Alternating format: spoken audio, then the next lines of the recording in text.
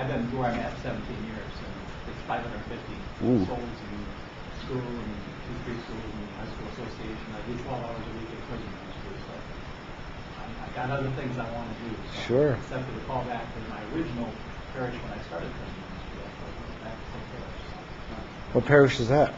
New Holland. Oh, okay. About like Lincoln, Illinois. And that's barely Central Illinois district, isn't it? Yeah. Yeah. Just on the edge, sort of. But that, no, Or you're further north. I'm sorry. Right, Yeah. New Holland Yeah. is just 30 miles north. South. Okay. All right. North. I mean, excuse me. Okay. Well, we're supposed to have about 8 folks in here, but we need to go ahead and get started if we're going to stay with our schedule. I'm not going to bother to do a long history there of state and federal system. That was given pretty well yesterday, at least in terms of kind of an overview. The chaplaincy program itself, in terms of a brief history, at least with the federal system, started very early. For those of you who don't know, the oldest federal system prisons are Lewisburg, Pennsylvania, and Leavenworth, Kansas, and they started there with volunteer chaplains, and then later on, a Catholic priest was assigned at Leavenworth, and then the same thing happened at Lewisburg, and that kind of became the starting point for chaplains in terms of the federal system. In states, the oldest happened again in Pennsylvania at a state facility there, and of course it was at their first penitentiary, which comes from the word to penitentiaria, to be repentant, and so they had chaplains there, and so that's just very briefly kind of how chaplains started happening. In the federal system, which is what I'm most familiar with, I spent 2 years as a volunteer chaplain at Vienna Correctional Center, and was also parish pastor at St. Luke's Olmsted. If you've met Carl Miller, who's here, he's now in that role, except for he's a full-time prison chaplain at TAMS, which is the maximum security for the state of Illinois.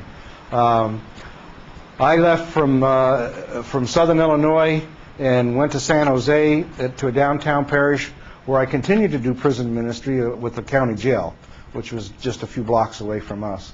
I started going there because some of my parishioners ended up there. So I figured, well, might as well go make it a regular thing. so at least I was seeing some of my parishioners regularly. While I was there, a friend of mine wanted to know if I wanted to get back into full-time prison ministry, and so I started with the federal system in '82 at Tucson, and I opened that up. It was initially a jail for the federal system. Later on became a medium security facility. I went from there to Memphis, where I learned how to say Bible and Jesus, so I could survive. And then was there and in those days, they expected the chaplains to move every 3 years. When I got to Phoenix, so our 3 years was up at Memphis, so we went to Phoenix, Arizona, and while I was there, they changed the rule, primarily because of fiscal reasons, financial reasons. It was costing a lot of money to be moving chaplains every 3 years, because their moving program was very nice. I mean, you would get a per diem and temporary housing, and they would pay for even to have your stuff packed. So to move them would cost them $50,000 for a chaplain if they were moving them across country, because most chaplains would have a professional library besides. So they changed that, so we stayed there 6.5 years. Then I was asked to go and be the supervisory chaplain at the United States Penitentiary at Marion, Illinois, which is where I retired from a couple of years ago. I did contract work after I retired, and then I still do some volunteer work with Marion and with the county jail. So I'm still doing some volunteer work, but not on a regular. I still have a regular volunteer badge at the federal prison, but I don't have one out at the county jail anymore. I just haven't been there enough. Hi, Larry. Good to see you. Nice to see you, I'll tell you. Thank you, you fine-looking man. We've had a relationship going for many years. Yeah, I knew him when he had hair. But we have a very seasoned chaplain here. We have someone who wants to learn about how to start prisons. We have someone who wants to learn about whether or not he wants to go into prisons. And what's your agenda for here this afternoon? Go for the jail. Go for the Keep them out of prison. Keep them out of prison. Go to the jail. It's closer to town. Yeah. You've got access to more people, you can get the gospel to more people, and the turnover is higher, and you can help them when they, many of them are just short timers. They're in for 6 months, maybe sometimes a year, and many times even less. They're just there until they go through court and so on. Boy, I'm sorry, I turned my life around, and Christ is now, and all of that, and they convince the judge, and now they're out. But now, get them in their church. There's the opportunity to capture people then for Christ and get them into a church. And many of them have some Christian background, but I was baptized as a baby, but I don't remember. Yeah. All that. In fact, Chaplain, will you baptize me again so I'll remember it? Well, it didn't take the first time. Yeah, it didn't count. The first 3 times it just didn't take. Yeah. I was baptized as Catholic. I'd like to be baptized as a Lutheran. Yeah, that's right. And next time a Pentecostal. But anyway, Yeah. I want to be immersed. But Larry's making an important distinction that I do want to talk about. There is a distinction between doing a jail ministry and a prison ministry. The jail ministry, as Larry said, is a pretty much short term. It's like working in an emergency room of a hospital. They're in and out quickly. It's always crises, particularly if they've just gotten arrested and it's their first time. If there's issues with family, with job, if they're if they're drugs and alcohol, they got to find a lawyer, a bail bondsman. All those kinds of issues come up. Plus, even in prison, they're still innocent. That wasn't. I've only met a couple guys who were guilty, but John Gotti was one of them. But anyway, the prison ministry, on the other hand, is for folks who have been through the jail system. They've been found guilty, and now they're doing their time. And unless it's a work camp, they're going to be doing a year plus in most of the systems. In the federal system, it's going to be 5 years plus if you're working at a federal prison or a federal camp. There are some campers that are doing more in the federal system more than 5 years, but most of them are under 5 years. In terms of time left, now they may have been an inmate who's done 15 years and they've worked their way down to a camp where they're getting ready to go back into the community. Okay, and that helps set the scene a little bit. But getting started and staying in the prison ministry or the jail ministry, the real subtitle of this was how do you survive chaplains? Okay, how do you deal with them? Because part of the issues that you need to be aware of as volunteers or a chaplain is the agendas that are going on. The wardens and the superintendents, they have their own agenda of what's going on, and of course the first one for them is almost always security. Okay. That's what they're getting paid the big bucks for. So all decision making, everything revolves around security. And once you understand that that's the priority, you'll be okay. It doesn't matter that you've prepared and spent 5 hours preparing this special Bible class. If there's a special count because there was a fight in the unit, or you're at a camp and an inmate walks away, or in a jail, they just brought in 5 guys and they got to lock the place down so they can process them because they don't have enough staff around. That's the way it works.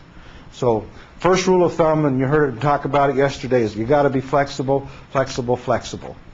Okay, so that's one of those F words you just have to be aware of.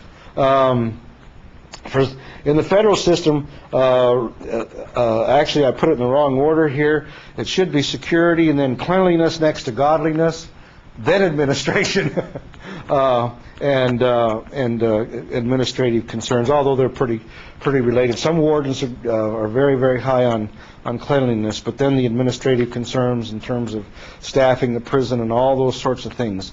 In the federal system, but in the state system as well, there's the other thing that wardens play with, and we got this a bit in Mr. Dredke, is that how you say his name? The gentleman from the State Department, Texas, is Dredke, is that correct pronunciation? I think so. Okay, yeah. Anyway, you got a pretty good handle from him yesterday in terms of the accountability process for wardens. In the federal system, we have regions and a central office, and the regions have pretty much direct access to the central office director. But it is not unusual at all for wardens to get telephone calls from a congressman or a senator saying, I got a phone call from my constituent, what's going on with this inmate? Why isn't he getting his medical?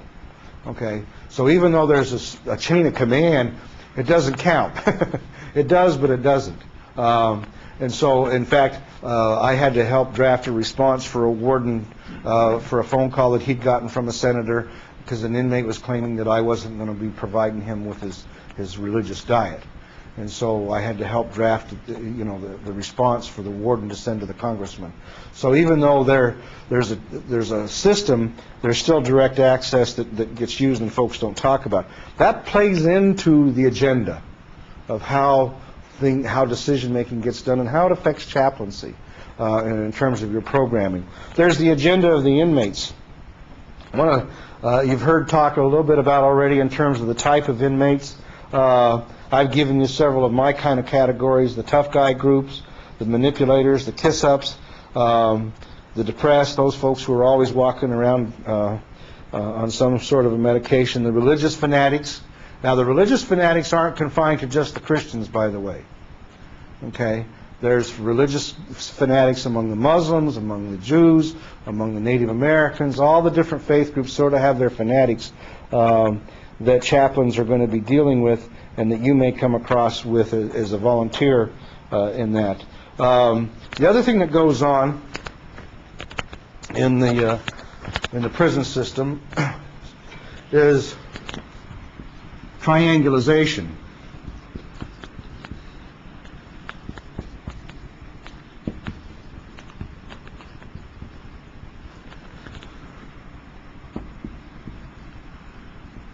And that's the bad guys are the inmates, the good guys are the correctional officers, and then comes the rescuers, the chaplains, the volunteers,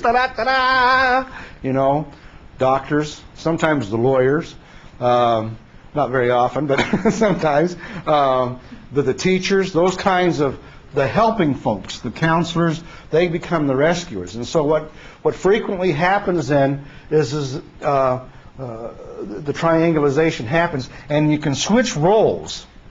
Okay, these are the persecutors, and these are the victims, according to them, according to the inmates.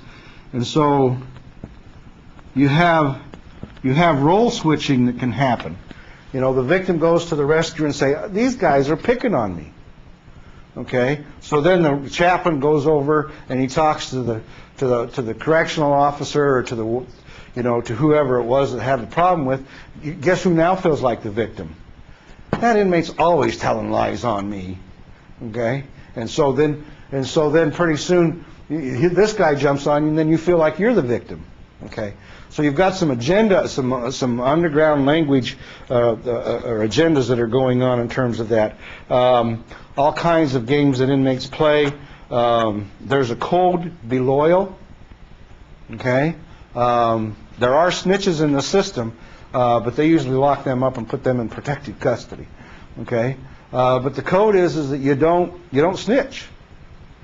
And if you watch something go on between a staff and an inmate, and you're an inmate, you know whose side you're going to take, even if the staff member was correct, even if it was legitimate. Doesn't matter.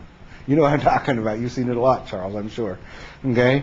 The snitch goes into lockdown, right? And the snitch will go into lockdown normally, and they don't. And that's not a fun place to be. You don't get privileges there, at least in the federal system. If they go into a lockdown because they're an informant, they're only going to get to come out of their cell by themselves for about an hour a day. Okay, and to keep them away from other folks, because if a contract goes out on them, somebody's going to get them. Okay, and contract, and we're not talking big bucks necessarily on contracts. Okay, sometimes contracts are put out just so you can say I got him. Okay, other kinds of is to be cool. You're always straight with other inmates. Be tough, be sharp, and always be right. Okay, and it sounds like you're discussing things with your children sometimes, because they're always right, or a spouse. Okay, volunteers have a different agenda usually when they're coming in. what's my motive? Why am I doing this ministry? Okay. Most of us come into the prison system as volunteers with a good motive of I want to help these folks, and that's not a bad thing. Okay. Just be honest about that. What you're really doing is you want to feel good about what you're doing. And there's nothing wrong with some self-gratification. Just recognize that it's self-gratification. Patience. Who or what do you want to change? When I transferred from the federal prison at Phoenix to the federal prison at Marion, Marion at the time was the only maximum security in the federal system. Okay. My nickname for it after I'd been there about 2 weeks was the monolith. Nothing in that place ever moved or got changed ever since it had been locked down after they killed the officers. I mean, change comes very, very, very slowly. Now, of course, after they opened up the Supermax in Florence, Colorado, then we started getting, change would happen a little more often, about every 3 years then, instead of every generation. So it's just a slow process. If you're coming in there to change the system, pray hard, you know. If you want to change the system, go into advocacy work, go into the restorative justice system. That's where you'll see some change happening. Okay? But if you're going to go in to change a prison, you won't change it. Okay? What you're going to go in there to do, quite frankly, is for those inmates and staff who are receptive to the ministry, that God's cultivating their heart for change, then that's where change will happen with the individual, but not as a system and not even as an institution. Change. Did you notice a change at 911? Oh yes, yeah. In the federal system, after that, we had to start supervising, particularly in the not at the work camps, but at the all medium security facilities and above. A chaplain or a staff member had to supervise all religious activities, especially Muslims. Okay, I mean we got really tough on the Muslims for a while. I had to reprocess my imam contractor in terms of all the security issues because he was a foreign-born Muslim, and we had to go back and do his background check all over again. Are your Muslim ministers contracted or are they volunteers? It varies from institution to institution. At Marion, he was a contractor. Most of the Muslims that are in the Carbondale area are students at SIU Carbondale, so there was just a large turnaround. So we'd work with the imams so we could get them in to come in and do services, and that just worked better. In other federal systems, I have had volunteers. At Memphis, I had a couple volunteers there, and that worked out okay. That was a long time ago, and I wasn't quite so great. Right. So. I wondered then about your volunteers for worship services and/or Bible studies.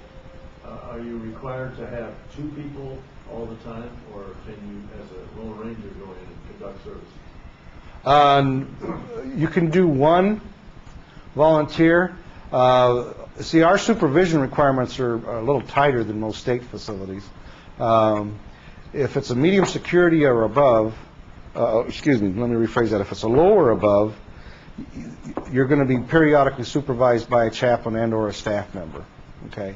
And you have to be in a room where there's a glass on the door where I can look in and watch, okay? And I'm required to do, depending on what's going on, 10-minute checks. Video monitors? In some facilities, not any of the ones I ever worked at, but some of the newer ones have them.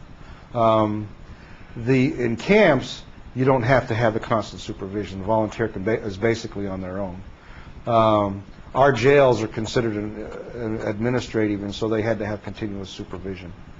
Okay, so the chaplain had to be in the area where he could constantly watch you or check on you. Okay, so and that didn't matter which faith group it was, any volunteer. We had to do the same thing with volunteers that were being used by the education program or the recreation program. they had to provide their own staff for the supervision, but it was still the same requirement. Perceptiveness, the ministry of presence. One of the things that you need to be aware of course, as volunteers and chaplains is your behavior, your appearance, and your moods. Inmates, once a person becomes an inmate, it's true in the jails, but it becomes more pronounced, I think, in the prisons system because it's for the long term, is that somehow I think God gives them a sixth sense, okay, or a PhD in psychology, if you want to not use the sense business. They learn very quickly on what it takes to survive. I think it's part of the uniqueness of the human system. Pardon me? Adaptation. Yeah, adaptation. Yeah, well, not more than con artists. It's not necessarily a matter of con artists. It's about learning the system quickly enough so you don't get eaten up by it. And that's just survival. Now the con artist part comes later, okay, in terms of manipulating the system, okay. But just to survive, so they become very astute in watching and learning very quickly who's a pushover and who's, you know, who follows the rules, and they get to know you well enough. As soon as you walk in the door, they can tell what kind of mood you're in by the way you're walking. They become extremely observant, okay? So, and my clerk would always say, "Oh, you're on the warpath today, aren't you, boss?" I'd say, "Yep, and I'm starting with you." Well, that was our arrangement for me that he would let me know how I'm coming off, you know, and it wasn't a formal arrangement, but that was an arrangement we just sort of had, so I'd be aware what kind of messages I was giving off that day. Okay, so you need to be aware of you're watching too. Persistence, the ability to endure. Larry can give long testimonies about this, as I'm sure you can too, Charles. Consistency, consistency, consistency. You know, if you become a volunteer and you make a commitment to come to that institution once a week for a Bible study or a worship service, be there. If you can't make it, call. Okay? One of the things that would happen very quickly with my volunteers, and of course I was a stickler on this, and most of them were really good about it, but if a volunteer didn't make it, they would call and let me know. I could go tell the inmates, you know, Larry just called, he won't be able to make it. I wouldn't tell them why, and they didn't need to know why. But they would say, "Well, what's wrong with Larry? He's always here on time. Is he okay?" And then they'd want me to call Larry and check on him. Now, if Larry's called me, then I've already got the problem taken care of. Plus, if in some situations where it's a controlled movement, I've still got to provide supervision for those inmates now without that volunteer. So I got 10 inmates waiting for a volunteer who didn't come. I'm still responsible for those 10 inmates. So now I need to let the lieutenant know. Okay, and so those are kinds of things you just need to be aware of in terms that put pressure on the chaplain. Qualities that chaplains look for in terms of their volunteers: are you ethical? We do in the federal system. We were required to do an interview of every volunteer and contractor. Okay, but the interview with the volunteer and the contractor would include a chaplain and a correctional officer, usually a lieutenant or a captain, and one of the psychologists if he or she was available. You know, one of the questions that would always come up, and this demonstrates what I mean by ethical, that let's just say the 4 of you or 5 of you were going through volunteer training together. One of the questions that I would say to you, one of the requirements is, if you knew Larry was bringing drugs into the institution, would you tell me? You know, and if the volunteer would say, "Well, I'd probably talk to him." Wrong answer. Okay, I don't want you to talk to him. I want you to tell me, because those drugs coming in the institution puts my life at risk. Not to mention the volunteer and the inmates. Okay, so those are the kinds of things when we talk about integrity and ethical. Good listener, empathetic but not gullible.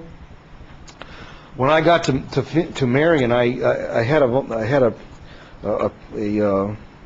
there's a group called PVS, Prison Visitation and Support. It's a national organization out of out of Philadelphia. Their director is very highly connected through some senators, and so whenever I would upset one of his volunteers, I'd usually get a phone call from Philadelphia. But I had to let one of his volunteers go. One of the rules, of course, is that volunteers can't give gifts to inmates. Well, this inmate had talked this guy into getting him a subscription to Playboy. I don't get a subscription to Playboy. You think I'm going to let an inmate have one? Are you kidding? I'm teasing a little bit here. And of course, our visiting room is monitored. It says clearly that this conversation is being monitored.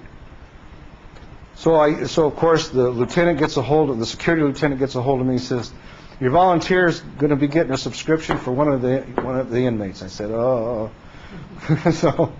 So I call the volunteer, and he says, oh yeah, I was going to do that. I says, don't you remember the rules we talked about? He said, yeah. He says, but I just can't say no. And he had such a good story. That's what I'm talking about. You know, it's good. It's one thing to be a listener. It's another thing to say, yeah. You need to be able to say no and feel comfortable with that. Okay. Now, there's lots of different ways to say no. Okay. And one of the things that I would tell my volunteers, if worst came to worst and they weren't comfortable just saying no on their own, I'd say, well, tell them no because the chaplain said it so. You know, when worst comes to worst. I prefer not that. I think the volunteer ought to be able to just say no on their own. And if they're not able to do that, then they may think about where they want to be doing their work. Willing to confront, objective, aware of biases. You know, how do you feel about an inmate who has sexually abused a child? You know, one of the things over the years for me, and it's different for different chaplains, I got to that point where I didn't want to know their crime because it would bias my ministry to them. Okay, and that's just, for me, that just became important.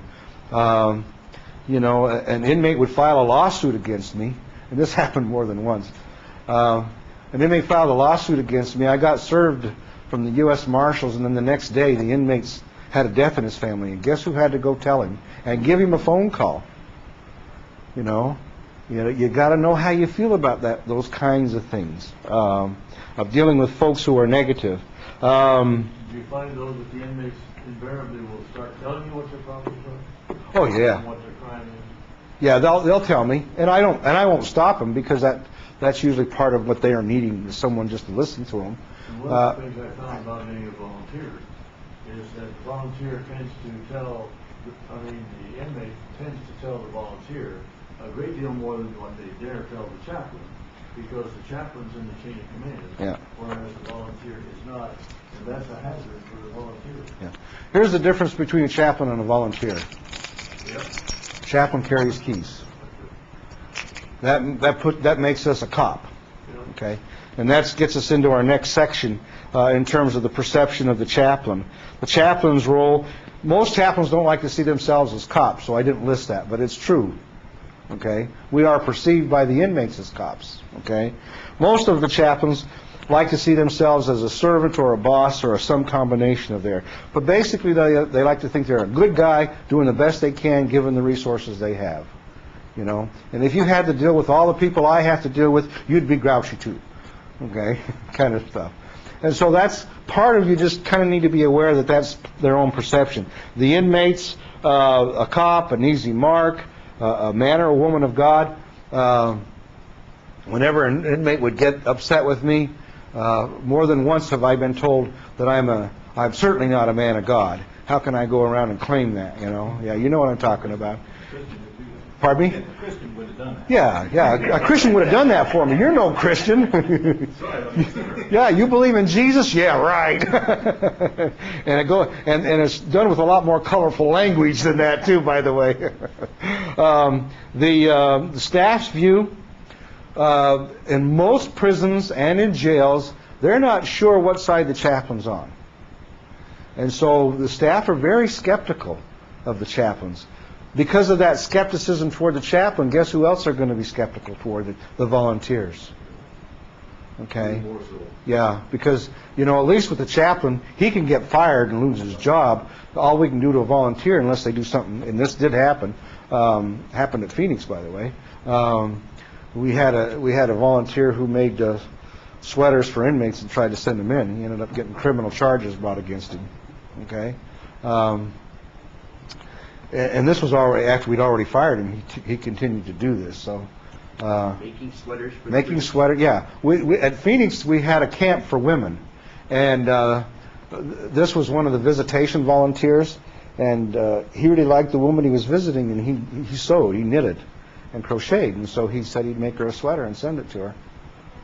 So, see, at camps they don't monitor the visiting rooms, so it was a little easier to get away with. So. The other thing that you need to remember, there's the administrator's view, the warden's view. They're there to, chaplains are there to take care of business. And as one warden told me, "Chaplain, I expect you to keep me out of lawsuits. That's your job." So he expected me to know all the rules and how to deal with that, with all the kind of different requests that I would get. And the other thing that he would say, that same warden said to me, and is, "I expect your volunteers not to get us in the funny papers," meaning the newspapers. Okay? So I would pass that on to my volunteers. Okay? I had one warden who was very particular about the volunteers, and men were not allowed to wear Levi's or sneakers in. They had to come dressed like they were going to church. I says, "Boss, I can't say that." He says, "Why?" I says, "You ought to see how people go to church these days, especially in Arizona." So, yeah. So anyway, volunteers, they view chaplains all of the above plus. Okay. Sometimes volunteers would say, "Well, I don't understand you. One time you're on the staff side, and the next time you're on the inmate side. What do I believe about you?" And one time you tell me one thing, and then the next time you tell me something else. I had 3 volunteers with me at Marion who had been there for over 10 years who quit because the rules had changed in the central office. Now, I have no control over that, okay? All I can do is pass on the rule change. And the rule change was that volunteers could no longer have contact with inmates once they left that prison. The federal prison system. If they went to another prison, they could still correspond with them with permission of both wardens. Okay, but that took special arrangements, and believe me, getting 2 wardens to agree on anything's really fun. Okay. Pardon me? I can believe that. Yeah. So basically, these folks were working with. They had been keeping contact with inmates after they had left. And of course I said, "You can't do that anymore," so they resigned, which was unfortunate. They were excellent volunteers, did great programs, the inmates loved them, but they weren't going to do that. And they wanted to know why I was going to do it, why I did that to them. I even showed them in the national policy, and they said, "Oh, you could doctor that up." So they were just looking for a reason to fuss at me, because they were frustrated, and I understand that. Okay, but that's part of what you got to deal with. What do I expect of all volunteers? I expect them to follow the rules and the regulations. We're very careful, and most state systems are as well, of giving you the sheets of rules, the expectations of what you can do and what you can't do. And of course I would even give my volunteers my home phone number. If you have a question and you've left the prison and you get home and you think about something and I'm already home, don't hesitate to call me at home. Something may come up and let's take care of it right away. Didn't happen often, but every once in a while. If you're claiming to be a Christian, be a Christian. We lose more volunteers than other religions. Okay, especially the fundamentalist Pentecostal types. They'd get in there and they'd harangue on the Catholics or the mainline denominations, including Lutherans, or they'd rag on the Muslims or whoever. Can't do that. I was very careful. If a Muslim volunteer was coming in to be a Muslim volunteer, he was to be the best Muslim he could be without saying anything else about anybody else. Now, if inmates ask him questions about that was, if a Christian inmate asked a Muslim volunteer what they taught about Jesus, he could certainly answer that question, but he couldn't present it in a way that it was, that, you know, if you don't believe in this way, you're going to go to hell. Of course, that's what they believe, but you just have to be careful of that. Dealing with the difference between Catholic and Lutheran gets to be a popular thing. Yeah, it does. And the Catholics probably come on stronger than the Protestants in that regard, because they regard that, hey, this is the only true religion. Yeah. I've been blessed. Most of the Catholic volunteers that I've had, they were coming in. Most of the Catholic volunteers we were using have been coming in to do rosary and that kind of stuff. So they weren't having a lot of like Bible study stuff. They were coming in for mass and praying the rosary and those sorts of things. Yes, sir. Yeah. The way I've always handled that is, this is what I believe, this is what we teach. Right. If you want to know, you go talk to the priest. You want to know what teach. Yeah. If you want a rosary, put in a tank order. That's right. A request, yeah. Not everybody knows what a tank order is.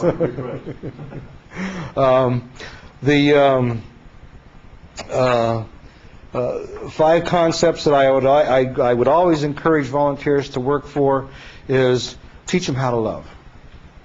Most folks who are incarcerated, most of them, by that I'm probably talking about 80% plus, don't know how to love. And of course the model for that is God's love, the love that God gives us in Christ Jesus. The second one is teach them how to forgive. Larry talked about a guy getting baptized 3 times.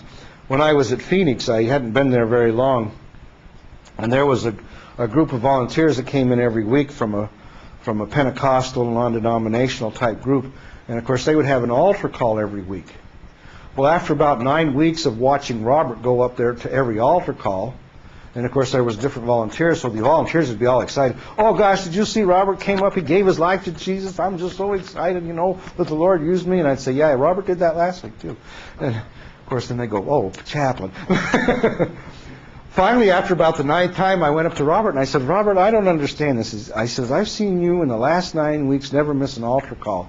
I said, we got 18 volunteers here who all think that you've given your life to Jesus for the first time. I says, what's going on? He says, I just can't forgive myself, and I don't believe that Jesus forgives me either.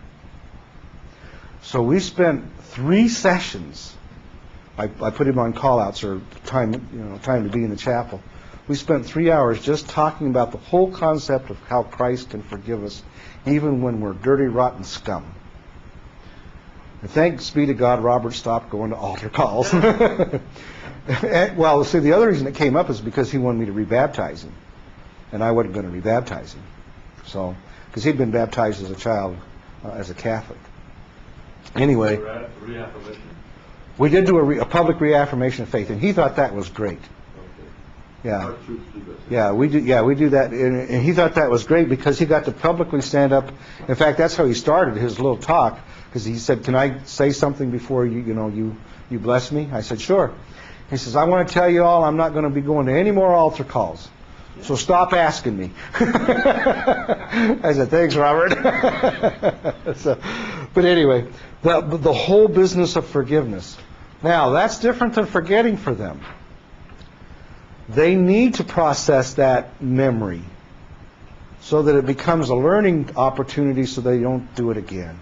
So they learn the pitfalls of what sucked them in to whatever dilemma they're dealing with in their lives. I spend a lot of time teaching folks, and I think this is good for volunteers to teach folks all about confession and absolution. I think Luther was right. It really should be a sacrament, the forgiveness of sins business.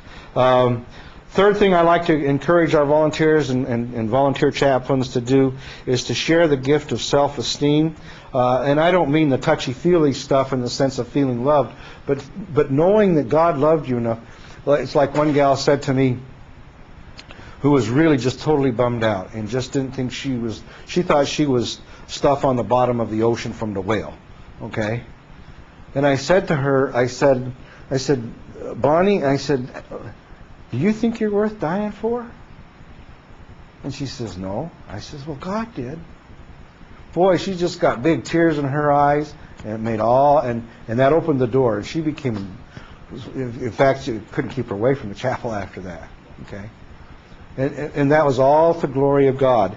But just helping her recognize that esteem that God gives us. The fourth thing is the keys to true freedom. You know, guys and gals would talk about, boy, I'm going to get free. I'm going to be free when I get out there. You know, and one of the things I would tell the volunteers, tell the inmates how you're not free out there. Tell them how many decisions get made for you by other people. Help them to understand it's not a piece of cake. It's not going to be wonderful. Yeah, you may get to choose to go which steakhouse you go to, okay? But that doesn't mean you have control over your life, okay? So teach them the true freedom in Christ Jesus in terms of the forgiveness of sins. And finally, to teach realistic hope. That all that we have, God has given to us as a gift to pass on. And that starts with the gift of forgiveness. So we're almost out of time, I think, or how are we doing there? We got a few minutes? Looks like we got 11:31. Okay. Any questions or comments? Yes, sir. Yeah, capitalization with parentheses or quotations. The games inmates play. That was a book I read a long time ago. Yes. Yeah. Is that still in print, or is the author? You know the author? It's I forgot who wrote that. I can get that for you. Are you? Oh, you've got it? You have it? Yeah. Oh, okay. Somebody had that? It's still in print. Where's my sheet here? I don't know if it's still in print, but I do have who the author is. Oh, okay. You might be able to find it on at Amazon.com. It is an excellent book. I had at Marion. This was when I first got there in '94.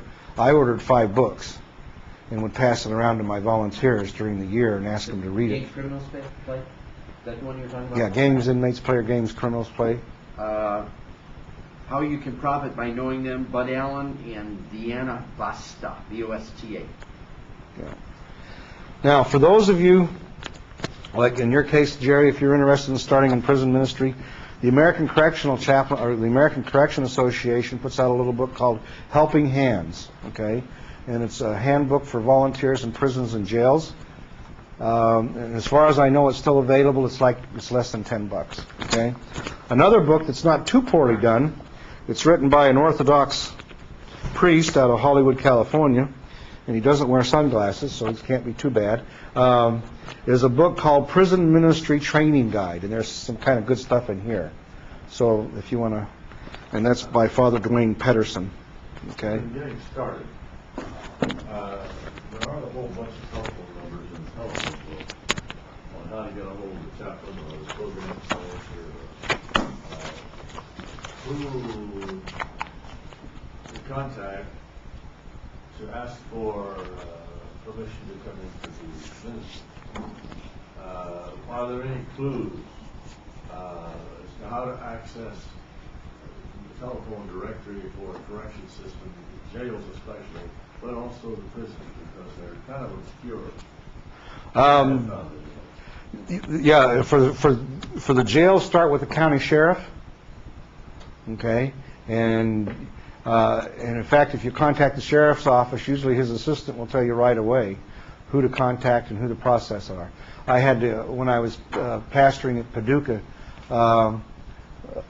2 folks ended up in the county jail, and so I just called the sheriff's office, and his assistant gave me the name of the staff chaplain. In fact, gave me his home phone number, and so I was able to call him at home and found out the visiting regulations and everything I needed to do. So I have found with the county jails, most of the time, if you start with the sheriff's office, you'll probably get that information. Yes, sir? It's interesting that the week that I mentioned that I was going to be coming here, one of my members said, well, say hi to so-and-so when you're down there. I said, well, who's that? He says, he's the county sheriff. So I'm going to utilize him to literally take me down and introduce me to the county sheriff, who is his friend, literally. Sure. Yeah. Terrific. Yeah, and that's the other way. Got the inside track. Yeah. In the state systems, most state systems, like we heard yesterday from Mr. Dortke, they have some sort of a hierarchy. For instance, in Arizona, the state office was in Phoenix, and so if you want to get a hold of a local institution in terms of the chaplaincy program, what I would do if I had to do, like if we had an inmate at our place and there was a brother, for instance, at one of the state facilities, and I needed to make contact, I just called the chaplain in the Phoenix office. He would give me the name and phone number of the chaplain who I needed to contact. So almost all state facilities now have some sort of a central office chaplain for their state, and you can get that through the state office. And they rotate them around. And they'll rotate them around, but there'll always be an office. But there'll be somebody in the programs division usually who would know who that person is, and even if he's out of pocket or sick or whatever. In the federal system, you were normally listed under in the yellow pages, or under the white pages under U.S. government, under Bureau of Prisons, or Federal Correction or Federal Bureau of Prisons. Okay, and then it'll list the phone number of the institution, and then you can just call the institution and ask to speak to the chaplain or the volunteer coordinator. Okay, in most institutions, the chaplain and the volunteer coordinator are usually the same person. What do you find is the most popular objective of volunteers wanting to come in and do ministry? Is it because they have some inmate within their family or some of that kind of contact, or is it because they in fact want to come in and reach people for the gospel message? Most volunteers, when they first start, come in because they want to save souls for Jesus. Okay, and I'm saying that with kind of tongue in cheek, because what they discover if they listen to what the orientation we go through, once they discover is that if they come in there with a sincere heart just to teach Jesus, the Lord will take care of who saves souls. And so they have to reevaluate their motive. The other thing that almost always happens invariably to the volunteers is that they will say, I get more than I give. Is they have dialogue, particularly in the Bible study classes, or the worship services where they're participating and those sorts of things. The inmates will, because of the role of the volunteer, really appreciate them, and so they will get their warm fuzzies. In fact, I bet I've heard almost every volunteer say that at one time or another in their volunteer career with me. Is how much they get back. If they stay faithful to what we tell them to stay faithful to, which is the role they're coming in for, and if they'll let go of their business of they're going to save people, or get the jail system straightened out, or get that chaplain figured out, or do whatever, if they let go of those motives, then and they pick up the cross and follow, then the motive gets straightened out, and good things can happen with the ministry then. So, how receptive, maybe are you? How receptive is the system to listening to problems from the volunteers? You can sit down and write down a board of service instructions, right, rules and so on, here's how you want it. But when you start to implement it, unless you've been on the other side of the street to try to implement some of those, many of them, or some of them, become a little bit impractical. Now, how receptive is the chaplain in carrying some of that sort of thing uphill and working in behalf of getting a ministry that works? Depends on the chaplain, quite honestly, and what the issue is, and whether it's going to, in some cases, whether it makes him look good or her good, whether it's going to be a benefit to the institution, how much work it's going to be for folks. Okay, because that's given limited resources. Those are all kinds of things that have to be considered. In the federal system, they did this about 3 years before I retired, and I'm assuming that they're still doing it because they changed the national policy. Every federal prison in the United States, federal prison, has a community advisory board now that is made up of community people. That includes Chamber of Commerce types, business types, professional types, and at least one volunteer. So you have a voice. Yeah, they meet with the warden every 3 months. In fact, the tradition here at Marion, at least with the last warden, they've got a new warden now, and I'm assuming he's carrying it on. But the tradition with that warden is he would have his meeting every 3 months, and it was either a luncheon or a dinner that the warden would sponsor. So they would come for lunch or dinner, and then one of the staff members would come by and give a presentation. For instance, he may have the psychologist come over and talk about a new drug program they're doing at that institution. Then there would be a time where the warden would receive any concerns from them in the community, if there's any concerns they had. And so that's where our volunteers now have a voice. Now, I don't know if that's still true at Marion, but when I left, it was. Okay. In the state system, in Phoenix, in Arizona, where you are, there's a pretty good volunteer coordinator, or used to be in Phoenix in the central office. I don't know if she's still there or not. In fact, I'm going blank on her name. But she was very good about advocating for volunteers. So it'll vary from state to state. In the jail system, it's going to depend on the county sheriff, quite frankly. And you know, some sheriffs are real open to having volunteers come in and making use of them and listening to what they have to say.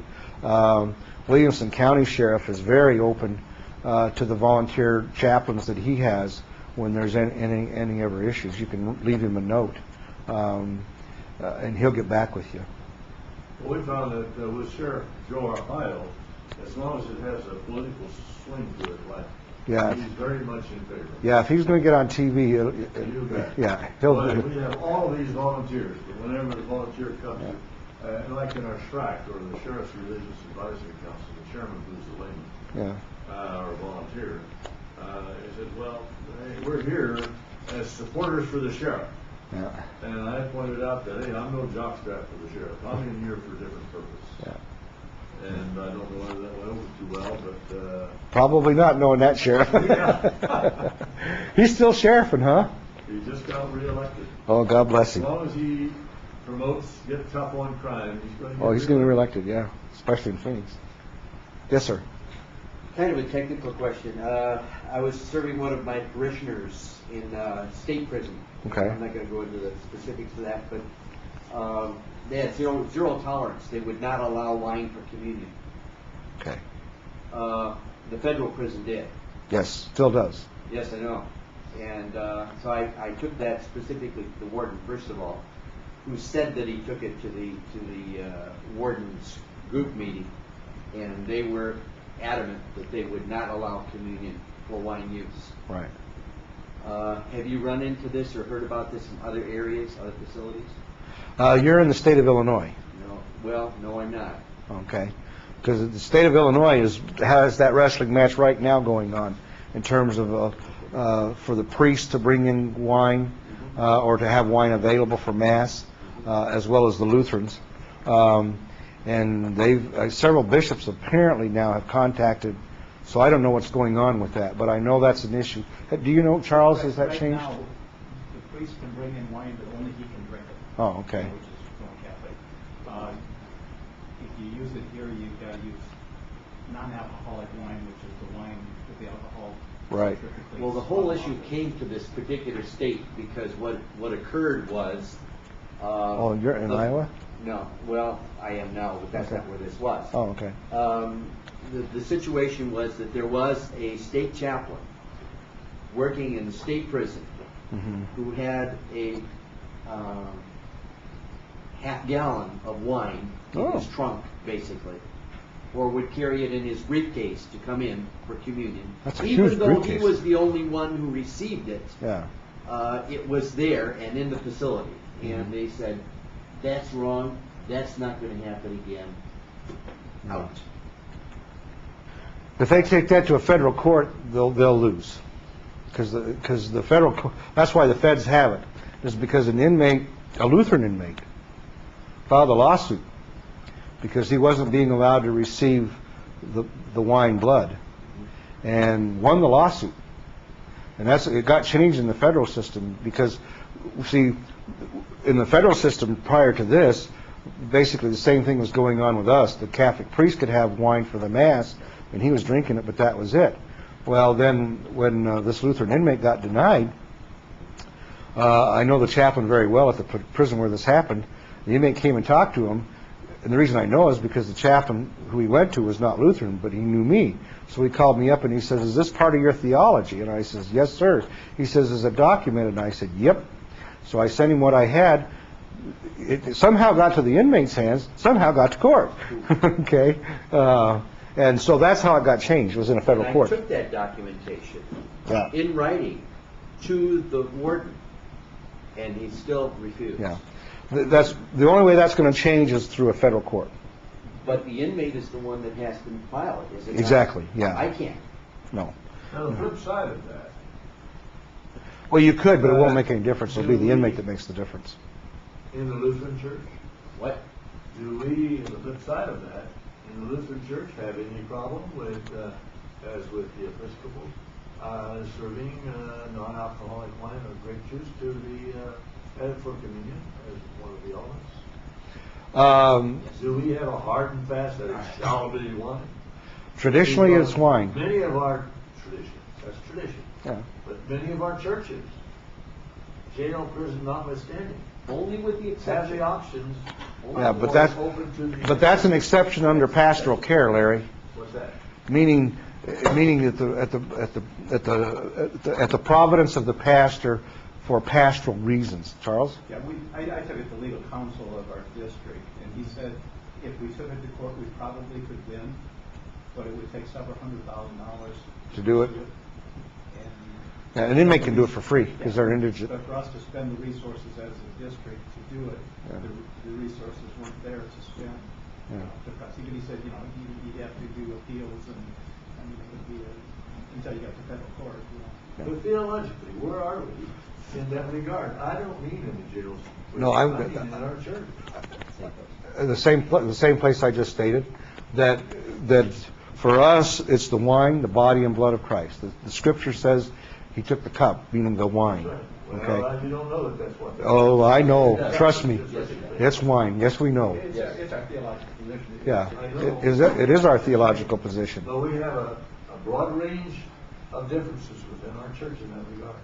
No, we have a broad range of practice within our church, not a broad range of our theology.